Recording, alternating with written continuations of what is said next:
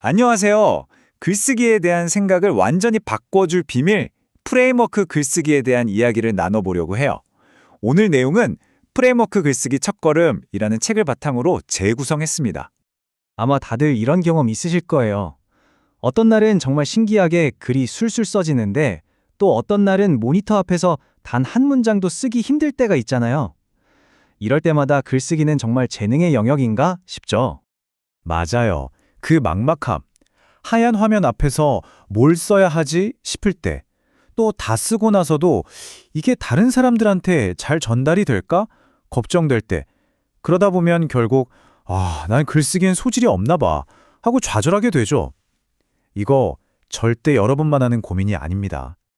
놀랍게도 이 책의 저자도 똑같은 어려움을 겪었다고 솔직하게 털어넣는데요.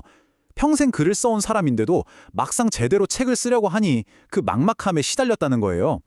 그런데 바로 그 경험이 아주 중요한 발견으로 이어졌습니다.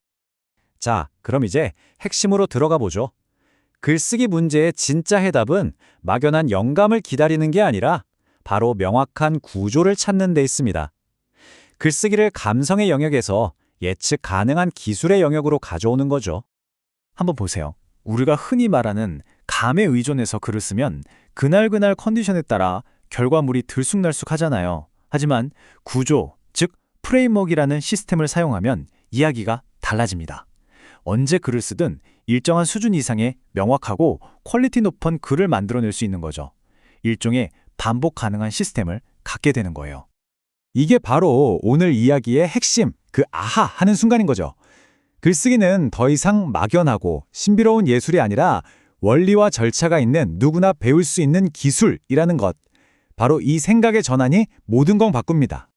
재밌는 건 저자도 글이 꽉 막힐 때마다 자기도 모르게 어떤 패턴을 따르고 있다는 걸 발견했다는 점이에요.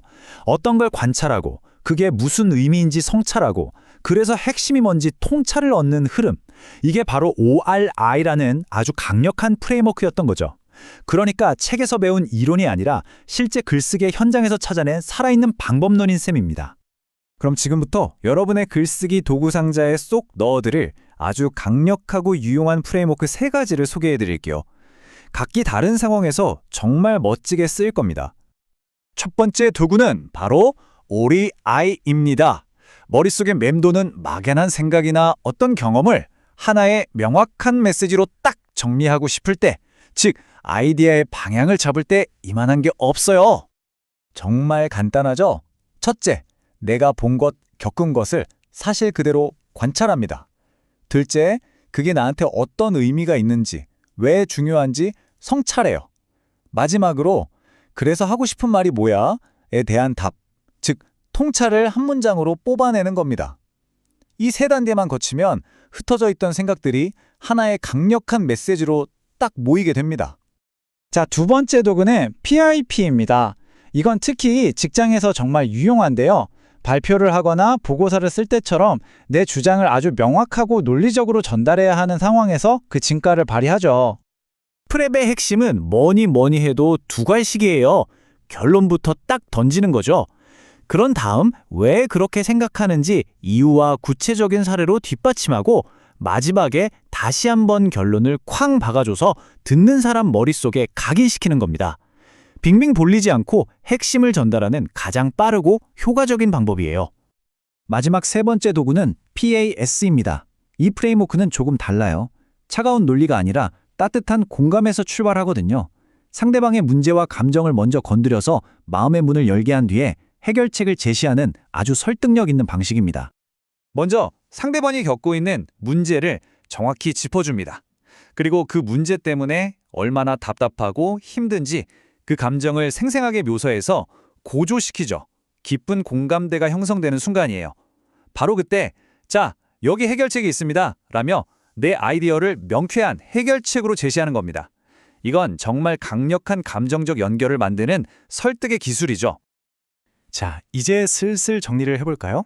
오늘 이야기의 핵심은 이겁니다. 글쓰기는 더 이상 영감에 기대는 신비로운 예술이 아니라는 것. 이 프레임워크들을 통해 얼마든지 훈련하고 반복할 수 있는 아주 신뢰도 높은 기술이 될 수 있다는 거죠. 오늘 우리가 함께 채운 도구 상자를 다시 한번 열어볼까요? 막연한 생각을 구체적인 메시지로 만들고 싶을 땐 ORI, 내 주장을 명확하고 논리적으로 전달해야 할 땐 PRP, 그리고 상대방의 마음을 움직여 설득하고 싶을 땐 PAS.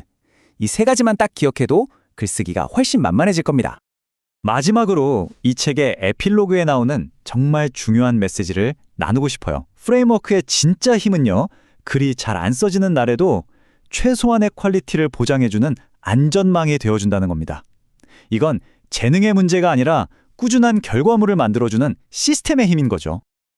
이제 여러분의 차례입니다. 빈 화면 앞에서 더 이상 막막해야 하지 마세요. 대신 이렇게 질문해 보는 겁니다. 이번 글은 어떤 구조를 써볼까 하고요. 구조를 생각하는 바로 그 순간 여러분의 글은 이미 절반 이상 완성된 것이나 다름없습니다.